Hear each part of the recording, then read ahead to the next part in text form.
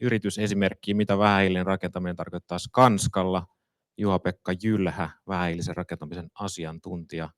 Olepa hyvä. Täältä löytyy vielä toi klikkeri, niin pääset siitä eteenpäin. Kiitos. Saanko mä tämän päälle? Kuuluuko tämä?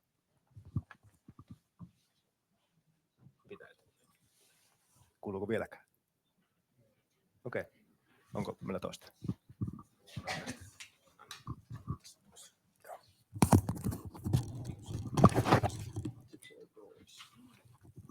No niin.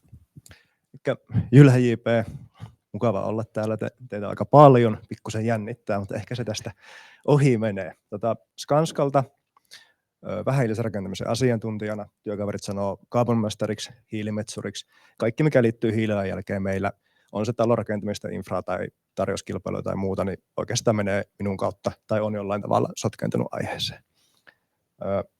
Mä oon tänään kertomassa teille tämmöisestä aiheesta, tavallaan, että mikä on tämä meidän perusprosessi Skanskalla, miten me toimitaan vähähiilisyyden suhteen, mitä me oikeasti on tehty, ja pari case-esimerkkiä tässä nyt, ehkä on kärkihankkeitakin tavallaan, että ei ole pelkkää perustekemistä, mutta semmoinen muutama maistiainen, että mitä me tällä hetkellä tehdään. No, perinteinen esittelykalvo. Skanska on tämmöinen globaali toimija, ollaan kohtalaisen suuri firma, toimitaan Jenkeissä, Euroopassa, Pohjoismaissa. Siitä näkee vähän tätä meidän liikevaihdon jakaumaa. Jenkeistä tulee tuommoinen hyvä siivu, taisi olla viime vuonna vähän isompikin itse asiassa. Meillä on arvot, jossa ensimmäisenä mainitaan, välitetään ihmisestä ja ympäristöstä. Eli se on semmoinen asia, mikä me tuodaan niin kuin julkisesti esiin, siihen me halutaan panostaa, ja se on niin kuin laadun ja kaiken muun kanssa niin kuin tosi tärkeä juttu meille. Vakaa taloudellinen asema, tämä liittyy myös siihen, me halutaan olla semmoinen toimija, joka tunnistetaan, että näiltä onnistuu kaiken muun lisäksi tämä ympäristön huomioiminen. Halutaan olla siinä niin kuin kärkijunassa tekemässä benchmarkkausta ja muutenkin löytämässä keinoja, että päästään eteenpäin asiassa. Ja siellä on meillä hiilineutraalisuustavoite vuoteen 2045. Se tarkoittaa meidän globaalia tavoitetta, ei ole pelkkä Skanska Suomen tavoite, vaan koko Skanska-perhe yhdessä kattaa meidän koko arvoketjun, eli rakentamisen ja mitä meidän rakentamat hankkeet kuluttaa energiaa. Koska 95% Skanskan päästöistä tulee niistä rakennusmateriaaleista ja energiasta, mitä ne hankkeet kuluttaa käytön aikana. Eli ihan selkeästi helpoin tapa pienentää meidän hiilijalanjälkeä ja päästöjä on vaikuttaa meidän rakennushankkeiden hiilijalanjälkeen.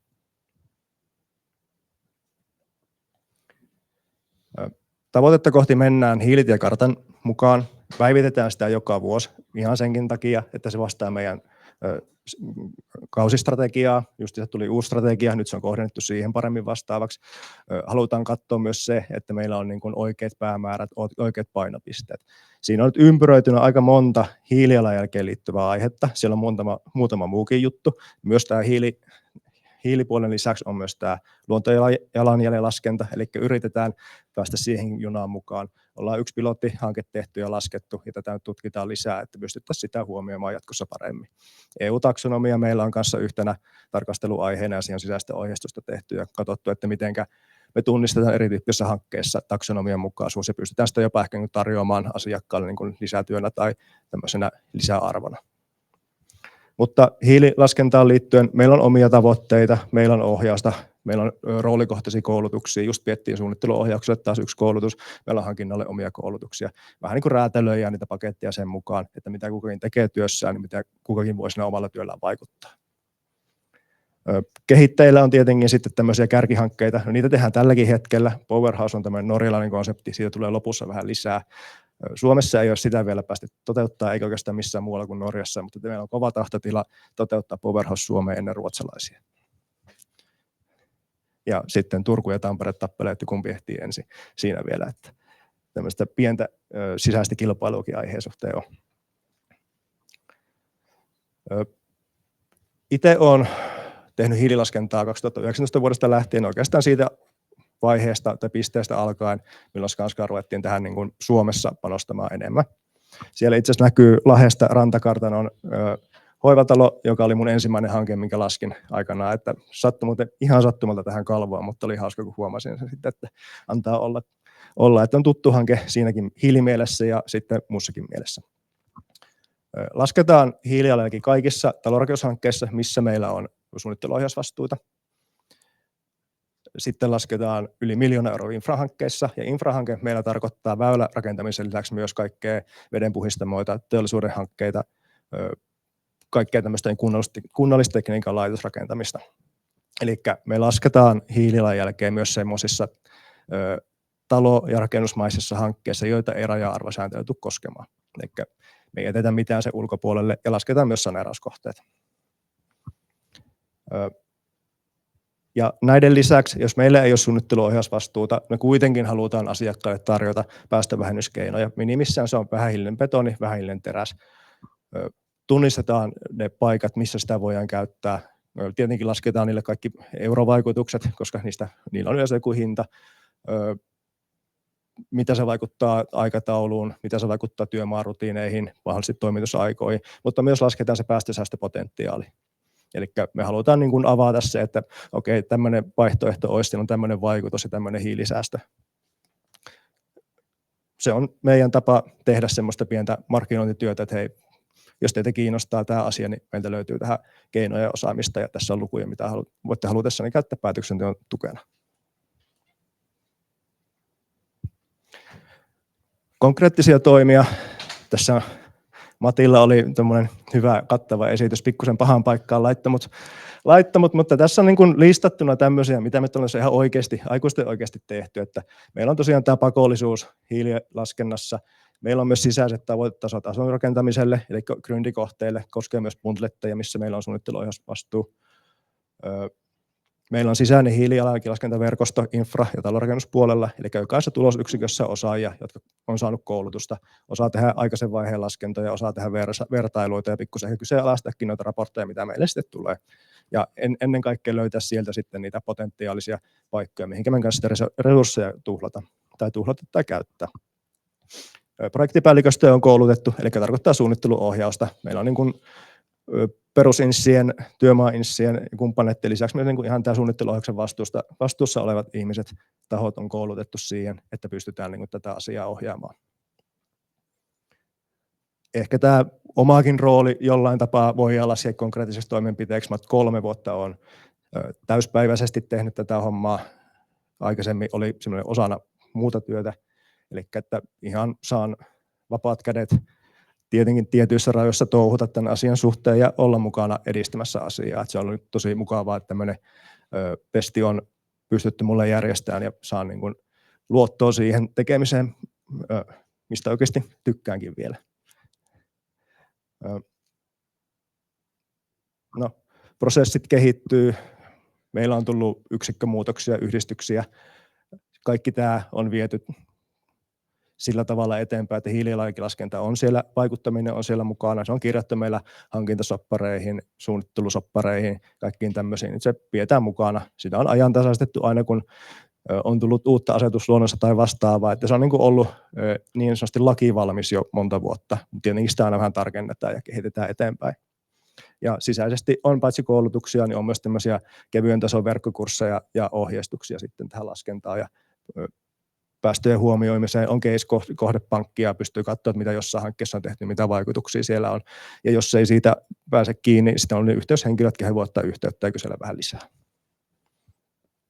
Ja tavoitteenahan meillä tosiaankin on, paitsi se oman tavoitteen ajaminen, pitää olla hiilineutraali 2045, mutta halutaan myös tosiaan auttaa asiakkaita onnistumaan siihen, että niin kuin tämmöistä yhteispeliä. Meillä on nyt oikeasti onneksi mukavia isoja kärkihankkeita tässä Suomessa käynnissä, missä ollaan päästy sitten yhteistyössä asiakkaiden ja suunnittelijoiden kanssa niin kuin edistää ja etsiä uusia ratkaisukeinoja myös. Että on niin kuin tämmöisiä hiilibudjetteja muutamassakin hankkeessa, että saadaan oikeasti panostaa siihen asiaan ja etsiä niitä ratkaisuja niin kuin osana kehitysvaihetta tai jotain muuta hankkeen vaihetta.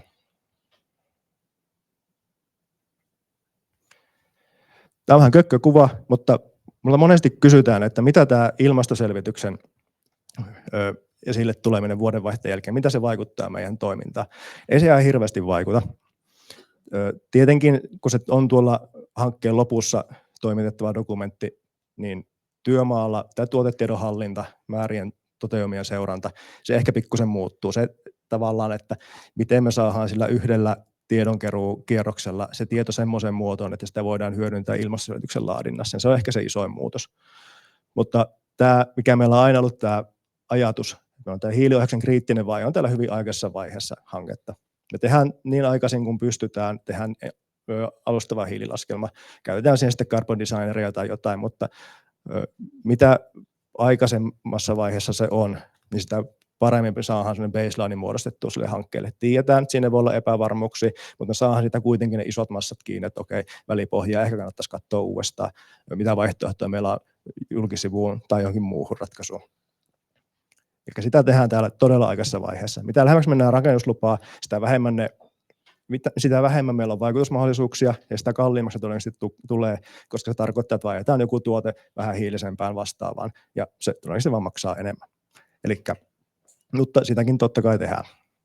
Ja rakennuslupavaiheessa ei ole nyt sitä lakisääteisyyttä tulossa, mutta se on ollut meillä ja tulee myös jatkossakin olemaan tämmöinen niin sanottu tsekkipiste. Se ei saa missään nimessä olla viimeinen piste, missä me lasketaan hiilijalanjälki, mutta siinä me katsotaan, että miten me ollaan onnistuttu tässä hankkeen ohjauksessa. Meillä on baseline, toivon mukaan myös semmoisia iteroivia laskentakierroksia välillä. Meillä on siinä laskettu eri ratkaisujen hiilijalanjälkiä, katsottu, että okei, tämä maksaa tämän verran, tällä saan tämmöistä hyötyä, pystytään sitä vähän puntaroimaan. Tämä hiilipuntarimeininki. Ja tuossa vaiheessa sitten katsotaan ennen kuin lyödään sitä kuokkaa maahan, että okei, onko meidän omat tavoitteet täyttymässä, onko lakisääteiset raja-arvot täyttymässä, onko mahdollisesti asiakkaan asettamat tavoitteet täyttymässä. Se ei ole ehkä se, missä se vasta katsotaan, mutta tavallaan siinä se niin kuin raportoidaan ihan oikeasti auki ja todetaan, että ollaan oikealla uralla. Ja tämä on tämmöinen niin kuin prosessi, tämä hiiliohjaus. Se ei saa olla ehkä semmoinen irrallinen asia, se on ehkä valitettavasti yleisellä tasolla niin kuin ollutkin semmoinen, mutta sen kuitenkin pitäisi olla, että kun hankkeelle asetetaan tavoitteita alkumetreillä, ne voi olla alustavia tavoitteita, mutta kyllä se tämmöiset ympäristöasiat pitää olla se yksi tavoite, mikä sinne niin kuin laitetaan. Sitä voidaan tarkentaa matkan varrella, mutta joku hahmotelma siitä pitää olla, ja se pitää olla semmoinen, mihin kaikki pystyy sitoutumaan, tai sitoutetaan. Kun tehdään ratkaisuja, on ne suunnitteluratkaisuja, on ne hankintaratkaisuja, niin eurojen työstettävyyden, työmaan mielipiteiden lisäksi myös pitäisi ottaa ympäristönäkökulma mukana sitten siinä. Niin. Ja se on aika helppoa siinä vaiheessa, kun meillä on tehty pohjalaskelma, on laskettu eri vaihtoehdoille hiilijalanjälki, pystytään sanoa, että okei, tällä on tämmöinen vaikutus ja tällä on tämmöinen vaikutus. Montako hiiltä tämä vaikuttaa ylöspäin, onko tällä sitten hiilivaikutusta alaspäin. Ja tietenkin se, että kun ollaan tehty joku päätös, ei olla vain tyytyväisiä siihen, että okei, nyt se on hoidettu, vaan sitä oikeasti seurataan, mikä on se lopputulema. Lupavaiheessa katsotaan ennen rakentamista, että okei, ollaan huomioitu nämä asiat, hyvältä näyttää, ja nyt sitten jatkossa myös se loppupäässäkin. Se ei vaan jää semmoiseksi rastiruutuun toimenpiteeksi, mikä pitää tehdä, ja kaikki on tyytyväisiä, vaan että ihan oikeasti katsotaan, miten on onnistuttu. Tässä ehkä vähän niin kuin hienompana kaaviona sama asia, mutta tavallaan, että on se hankkeen tavoite, mikä hyvänsä, niin kaikkein meidän mielestä optimaalisen tapa olisi, että me oltaisiin yhdessä, ehkä vähän tämmöisessä allianssimeiningissäkin tilaajan kanssa heti alkuvaiheesta määrittelemässä sitä hanketta. Yhdessä mietittäisiin se, mitkä sen tavoitteet on, ne taloudelliset, käytännölliset, laadulliset, ympäristölliset, hiilijalanjäljelliset tavoitteet. Meillä itse asiassa tässä viime viikolla laskin yhden hankkeen, joka on niin kuin loppusuoralla, niin sille toteuma hiilijalanjäljen. Siinä oli tilaajan asiakkaan tavoite oli -5%, heidän ehdotussuunnitelman mukaista hiilijalanjälkitasosta. Työmaa-aikana tuli, tai itse asiassa kehitysvaiheessa tuli jo yllätyksiä. Paalulaattaa jouduttiin tekemään paksummaksi, jouduttiin lisäämään paaluja. Silti me saatiin 17% pienempi hiilijalanjälki. Et me kehitettiin layouttia, tehtiin rakenteellisia muutoksia, aika paljonkin, mutta ei laadullisia heikennyksiä. Etittiin vain erilaisia ratkaisuja. Yksinkertaistettiin esimerkiksi ristikkomaailmaa yläpohjassa, niin siitä lähti jo merkittävä siivu kiloja pois. Ja tämä oli nimenomaan energiatehokkuuden, massottelun ja optimoinnin kautta haettu säästö. Totta kai jonkun verran vähähiilisiä tuotteita käytettiin, mutta esimerkiksi massiivisia valuja oli paljon, niin GVP-betoneita käytettiin hyvin vähäisen. Eli tämä oli ihan tämmöisiä suunnitteluohjauksellisia keinoja pystyttiin tässä hyödyntämään.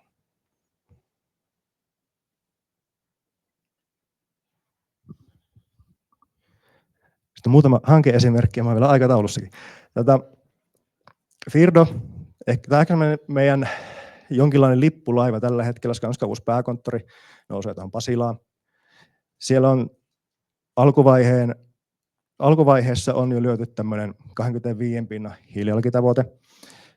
Vaikka raja-arvoasetuskin kohdistaa raja-arvot vaan pelkälle rakennuksen, tässä huomioidaan myös se, mitä sen maan sisälle piilotetaan, että meillä on koko hankkeen hiilijalanjälkeä koskee tämä säästötavoite, ja tämä ehkä tekee siitä sen pikkusen hankalan, että tämä tavoite on asetettu silloin ennen kuin tuli nämä energian päästökertoimet päivitty, eli energiaosuus pieneni huomattavasti, ja tavallaan energiatehokkuudella ei saa enää niin isoa säästöä. Ehkä se on ajateltukin tämmöistä pientä pelivaraa sitä kautta, mutta tästä huolimatta niin nyt näyttäisi siltä, että tuohon 25 pinnan säästöön ollaan pääsemässä. Tässä hankkeessa auttaa se, että siinä on hiilibudjetti. Meillä on varaa käyttää siihen jonkinlaisia eurosummia sitten, että pystytään hommaamaan sinne vähäillistä betonia, vähäillisiä elementtejä, teräsunkoonpanosta ja niin edespäin, mutta on myös tämmöisiä suunnitelmallisia keinoja sitten haettu siinä. Ja tässä kun nyt on puhuttu Tanskan mallista ja muusta, ja tämä raportoi myös Ruotsiin hyvin tarkasti, niin on 3 laskentamallia menossa, että yksi on Suomen tapa, yksi on tämä päästösäästöseuranta ja 3 on sitten Ruotsin tapa, miten me sinne raportoidaan. Että siinä aina ensimmäinen puoli tuntia menee siihen, kun jutellaan ruotsalaisten kanssa, että miten te laskettekaan, ja sitten katsotaan täsmääkö luvut vai eikö ne täsmää. Mutta se on sitä Skanskan ehkä hyvyyttä se, että me ollaan globaali toimija, me pystytään hakemaan sitä oppia ja mielipiteitä sitten muistakin maista, että vähän niin kuin benchmarkkaamaan ja kääntelee niitä kiviä sielläkin. Opitaan toisiltamme. Koskelan varikko. Tämä on tämmöinen aika iso infrahanke, mikä meillä on tässä, tämä on allianssimallilla. Tässähän on niin kuin se hieno tilanne, että tilaajalla on itsellään tosi isot ympäristötavoitteet. Totta kai se on niin kuin meidän näköinen hanke sitä myöten. Allianssissa on sattunut hyvät suunnittelijakumppanit siihen mukaan, ja yhdessä etsitään myös siellä niitä ratkaisuja. Tähänkin tehtiin 3 vai 4 eri layouttia, saatiin päästöjä alas siitä hankesuunnitelmatasosta tosi paljon. En ole ihan varma, missä tässä hetkellä mennään tuolla 4000 tonnin hiilisäästön kanssa, mutta viimeis kun on tätä raportointia seurannut, niin ollaan oltu ihan hyvällä uralla. Eli se on tehty tämmöistä niin kuin massottelusta lähtevää vertailua. Siellä on tehty runkovaihtoehdolle vertailua, mutta sitten totta kai lähtökohtana, että kaikki betonit, mitä käytetään, on vähän hiilistä ja mahdollisimman vähän hiilistä ja niin edespäin. Tämä on pieni semmoinen niin kuin edelläkävijähanke siinäkin suhteessa, kokeillaan vähän uusia juttuja, mutta se perustasokin, mitä sinne laitetaan, niin sekin olisi sellaista vähän hiilistä tavaraa. Tosi mielenkiintoinen hanke, ja toivottavasti tästä saadaan jo se lukujakin avata sitten jossain vaiheessa enemmän, mutta tämmöisenä pienä tiiserinä, että ehkä jossain vaiheessa voidaan tästä keskustella sitten kattavamminkin. Kiertotalouteen sattui sopivasti kalvo, ollaan mukana Recreate-hankkeessa. Ensimmäinen talo on nyt purettu Tampereelta. Käsittääkseni kaikki ontelolaatat, pilarit ja palkit, mitä sieltä on irti saatu, on jo korvamerkitty johonkin hankkeeseen. Osa on jo asennettukin. Tampereella esimerkiksi asuinkerrostalo on mennyt ontelolaattoja. On tehty paljon vertailua siitä, että mikä olisi sen potentiaali erityyppisissä hankkeissa, mihinkä sitä voitaisiin käyttää, millaisia päästösäästöjä niillä saadaan. Meillä on se oma tavoite aika tiukka. Totta kai tarvitaan tämmöistä kiertotaloutta siihen tueksi, että päästään siihen. Se, mikä multa aina kysytään, että paljonko tällä Recreate-ontelulla säästetään hiilijalanjälkeä tässä hankkeessa, niin se itsessään, että mikä sen kierrätetyn ontelulaatan hiilijalanjälki on, niin se ei ole ehkä niin merkityksellinen, vaan se, että mitä sillä voidaan korvata siinä hankkeessa, millainen rakenne sieltä lähtee pois, kun me laitetaan tämmöistä ontelulaattaa, pilaria tai palkkia sinne tilalle, niin se on ehkä enemmän se, että mitä voi jättää niin sanotusti tehtaan linjastolta tuottamatta. Se on se isoin säästökysymys siinä. Tosi mielenkiintoinen hanke oli kyllä kaiken kaikkiaan. Ja, ehkä jotkut on ehkä vähän pettynyt siihen, että mitä sitten ne todelliset säästöt oli jossain hankkeessa, kun me laitetaan suhteellisen pieniä määriä, ehkä nyt alkuun mennyt noita tuotteita, mutta ehkä se ei ole semmoinen itseisarvo, että me puretaan rakennus jostain ja rakennetaan samoista palikoista uudestaan jonnekin muualle, vaan kyllä se niin kuin järkevää, että se hajaantuu. Se on tarve sille purulle ja sitten niille osille on tarveita eri paikoissa. Että tyhmää se olisi vaan siirtää samaa pytenkin muualle. niin se on ehkä semmoinen vaikuttavuuden arvioinnissa vähän se haaste, että se luvut saattaa jonkun mielestä olla ehkä pieniä välillä. Ja sitten tämä Powerhouse-konsepti, tämä on tämmöinen norjalaisten vastaus tähän Pariisin ilmastosopimuksen tavoitteisiin. On luotu käyrä, missä on hiilibudjetti rakentamiselle, että pysytään se 1,5 asteen lämpenemisessä. Ja se tarkoittaa sitä, että joka vuosi on tiukemmat tavoitteet. Mukana on useampi taho ollut meillä kaverina. Snöhetta, maailmankuulu arkkitehtitoimisto, on tunnettu intohimoisesta kunnianhimoisesta hankkeesta. Ja aina liittyy tämmöistä pientä vau-arkkitehtuuria mukaan siihen, mutta jokaisella nurkalla, pyörällä muodolla, aukolla tai muulla niin sanotusti rönttösellä on oma funktionsa. Tässä on niin kuin aika tyypillinen ratkaisu on kallistaa kattoa silleen, että saadaan aurinkoenergiasta kaikki mahdollinen irti. Ja tavoitteena tosiaan on se, että se rakennus tuottaa enemmän energiaa kuin mitä se kuluttaa.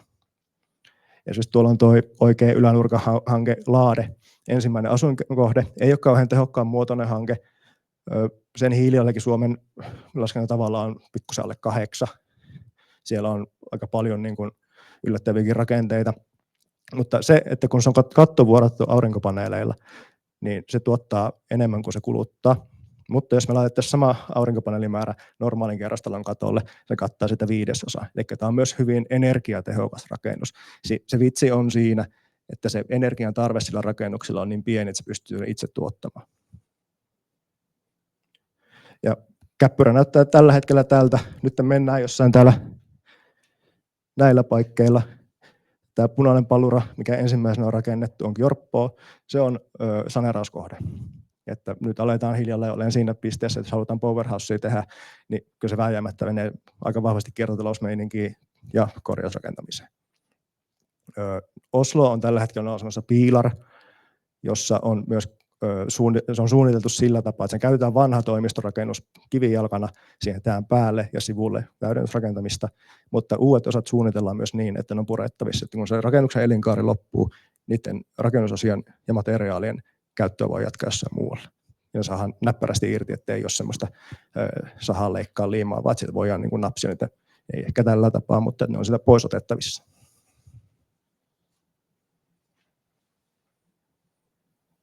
Siinä tämmöinen Skanskan tämänhetkinen tilanne. Kiitos.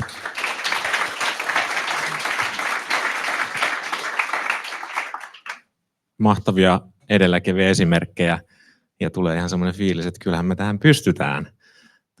Kysymyksiä Jopekalle. Tuolta oli ainakin ensimmäinen kohta, sitten mennään siihen.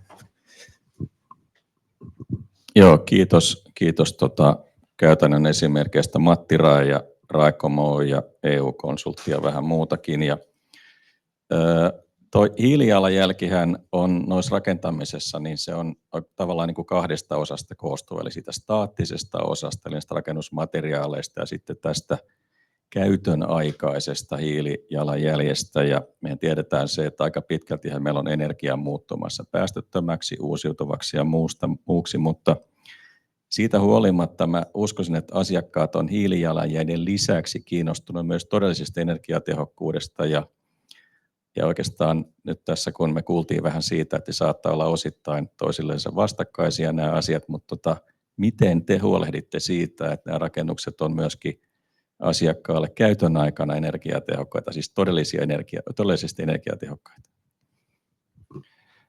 Hyvä kysymys. Ja no, lähdetään sitä kautta ehkä lähestymään asiaa, että asuntotuotanto on ollut Skanskalle perinteisesti semmoinen, niin kuin, mitä tehdään paljon, missä me ollaan hyviä. Meillä on niin kuin omat tavoitteet tullut monta vuotta, että me tehdään pelkkää A-energialuokkaa. Meillä on paitsi hiilijalanjäljelle raja-arvot tulossa, tai on käytössäkin tavoitteet joka vuosi, mutta myös ELVUlle on omat tavoitteet, se kiristyy vuosittain. Että me tämmöisen perustekemisen kautta haetaan sitä oppia ja osaamista, ja me suunnittelijat tietää, mitä me halutaan, niin kyllä sieltä se lähtee. Paha kysymys. Hyvä. Seuraava kysymys täällä. Joo, kiitos. Hyvä esitys. Mä oon Tiina Vainiokala VTT:ltä. Sä sanoit, että te tarjoatte asiakkaille vähähiilisiä betoni- ja teräsvaihtoehtoja ja laskette myös eurot, niin paljonko on säästetyn hiilidioksidikilon hinta suurin piirtein? Tämä on kysymys, mihinkä mä en osaa vastata. Me on näitä vertailuita tehty. Se riippuu hirveästi hankkeesta, se riippuu siitä, mitä tuotetaan tai mitä tarjotaan. Että mä en uskalla tässä ehkä lähteä sanomaan mitään lukuja, mutta on ehkä semmoinen asia, mitä me yritetään kehittää itse, että me saataisiin tämmöinen niin vähän hiilipuntariakin sitten niin kehitettyä, että pystyttäisiin niin ihan tätäkin niin peilaamaan, mutta vaihtelu on tosi paljon. Täältä sitten Tuomas ja seuraavaksi. Joo, kiitos. Erinomainen esitys. Heräsi tuosta mieleen, kun mainitsit, että joissain projekteissa teillä on erillinen budjetti näihin asioihin, ja sit tosiaan betonista puhuttiin, ja Pauno puhui aiemmin noista tavallaan vähähiilisten rakennusmateriaalien markkinasta ja näin poispäin. Niin onko mitään hihalukua siitä, että paljon Skanskan tilaamista materiaaleista ja kuinka iso osa päästöistä tulee pelkästään betonista? Päästöistä leijonaosa euroja tai prosentteja hankalaa sanoa, mutta me lähdetään siitä, että me raportoidaan 3-4 päämateriaalia Ruotsiin: betoni, teräs, asfaltti. Ihan se 4 oli. Mutta kuitenkin tavallaan, että se betoni on selkeästi suurin, teräs on toinen. Kaikki muu on niin kuin hyvin, hyvin vähäisempää. Se asfalttikin tulee väylärakentamisesta. Että sillä ei ole ainoa asiat, mihin keskitytään, mutta ne on ihan selvästi se, kun me tehdään betonielementtitaloja toistaiseksi ainakin, niin kyllähän se niin kuin selvästi, että se mikä sen rakennuksessa painaa eniten, niin siinä on se iso hiilijalanjälki ja se on se betoni. No kun just näin. Ja sitten tavallaan jatkokysymyksenä tai pohdintana tai kommenttina, niin tuossa oli ehkä kuukausi takaperin niin Stora Enson pääkonttorilla Tulimaan Mika Ruudukselta puhumassa, ja sanoi, että ei olisi mikään ongelma tehdä 40% pienemmällä hiilijalanjäljellä betonia, eikä olisi myöskään mikään ongelma tehdä 60% pienemmällä hiilijalanjäljellä betonia, mutta tavallaan argumentti siihen, että miksei sitä tehdä, niin on se, että markkina ei ole olemassa ja sille ei ole ollenkaan kysyntää. Niin en tiedä, ehkä tämmöinen pieni pohdinta, ehkä voit kommentoida, että jos esimerkiksi betonille olisi Suomessa tämmöinen oma EPD-kenttänsä, kuten vaikka Valaisimissa on, niin auttaisiko se esimerkiksi sun tiimin työskentelyä? Taatusti auttaisi, ja meillä on tässä Powerhousenkin yksi kivijalka on, että siellä on ihan tämmöinen Skanska Teknik Norjassa, niin kuin sisäinen konsulttifirma tai toimisto, ja he tekee ihmeitä betonille. Siellä Laaden betoni, tarkka lujuusluokka tai GVP-luokka taas olla 44, mitä sinne meni paalulaattaa. Se on niin kuin yli 55% vähäpäästöisempää kuin meidän normibetoni. Että kyllä siihen pystytään, mutta ei ole ehkä sitä tarjontaa, ei ole kysyntää, ja kun ei ole kysyntää, ei ole tarjontaa ja toisinpäin. Onko meidän markkina vähän rikki? Sitten seuraava kysymys. Kiitos esityksestä. Mä olen Minna Piironen Koneelta ja vedän vastuullisuus- ja ympäristöosaamiskeskusta, jossa tuemme asiakkaita, kuten Skanska, teidän ympäristö- ja vastuullisuustavoitteissa. Ja siellä oli tutunäköisiä projekteja esityksessäsi ja yhteistyötä toki teemmekin, mutta Pohjoismaista me keskimäärin saadaan aika vähän pyyntöjä niin kuin projektikohtaisesta hiilijalanjäljestä, ja teilläkin näkyy olevan tuommoisia hiilibudjetteja jo kohteissa, mutta näyttäisi, että tuolta UK:sta nyt eniten tulee sellaista niin kuin aika spesifistä pyyntöä, että lasketaan projektikohtaista hiilijalanjälkeä. Hissien suhteen kaikki ymmärtää, ehkä tiedätte, että Koneelta tosissaan hissiä, liukuovia ja rakennusten ovia tulee, mutta hissit esimerkiksi niin, on semmoinen komponentti, joka ei pelaa mitään suurta roolia rakennustasolla, mutta tosissaan näähän valuu tietysti meille se vertical transportation paketti sitten, että mihin meidän pitää päästä. Mikä rooli, miten näet, että miten tämä osa-alue tulee näkymään siellä, jos on tämmöinen carbon targetti asetettu rakennukselle, niin se, että jos me pystytään teille antamaan tällä hetkellä joku EPD hissille konfiguraatiolla X, niin onko teillä vaatimuksia tulevaisuudessa siitä, että se EPD jollekin tietylle kerroskorkeudelle, niin onko se teille hyödyllistä dataa, ja missä vaiheessa se ei ehkä enää ole teille hyödyllistä dataa, jos se on EPD tehty 5 kerrokselle toimistorakennukseen, ja teillä on sitten 2025. Mikä se merkitys on, kun kuilussa teräksen määrä alkaa sitten aika ratkaisevasti kasvamaan? Se on näissä hankkeissa, niin kuin Firdo ja kumppanit, niin näissä, missä on hiilitavoite, niin kyllä se niissä on sellainen, kyllä mä oon sinne koneen EPD:n kaivannut myös tavoitelaskentaa ja niin edespäin, että jos saa vielä niin kuin projektikohtaista tietoa käyttöön, niin aina vielä parempi että, mutta en tietysti tuossa peruskerrostalotuotannossa tällä hetkellä ei varmaan siellä relevantti, mutta jos tämmöiset niin kuin isot hankkeet, toimitilahankkeet, missä on joko meidän tavoite, on asiakkaan tavoite, niin kyllähän kaikki tämmöinen niin kuin tarkka päästötieto meitä kiinnostaa. Kyllä. Hyvä. Täältä takaa vielä kysymys. Joo, moi, Tuomas Sojanperä Nollaajasta.